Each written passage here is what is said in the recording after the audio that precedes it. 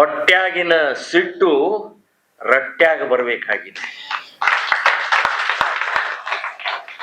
ಒಬ್ರು ಪುಸ್ತಕ ಬರೆದಿದ್ದಾರೆ, ಹೊಟ್ಟ್ಯಾಗಿನ ಸಿಟ್ಟು ರಟ್ಟ್ಯಾಗ ಬರ್ಲಿ ಅಂತ ಹೇಳಿ. ಭಾವುರಾವ್ ದೇಶಪಾಂಡೆ ಅಂತನ್ನುವಂಥವ್ರು ನಮ್ಮ ಸಂಘದ ಹಿರಿಯ ಪ್ರಚಾರಕರು ಪುಸ್ತಕ ಬರೆದರು. ಇವತ್ತು ಅದಿಲ್ಲ, ರಟ್ಟ್ಯಾಗಿಲ್ಲ. ವಾಟ್ಸಪ್ ನಲ್ಲಿ, ಫೇಸ್ಬುಕ್ ನಲ್ಲಿ, ಮೊಬೈಲ್ ನಲ್ಲಿ, ನೆಟ್ವರ್ಕ್ ನಲ್ಲಿ ಇಲ್ಲೇ ಇದೆ, ಅಷ್ಟೇ ಓಡಾಡ್ತಾ ಇದೆ, ಹೊರಗೆ ಬರ್ತಾನೆ ಇಲ್ಲ.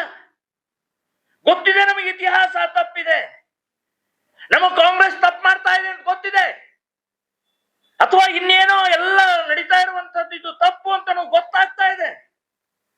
ಅದಕ್ಕೆ ಮುಂದಿನ ಹೆಜ್ಜೆ ಏನು?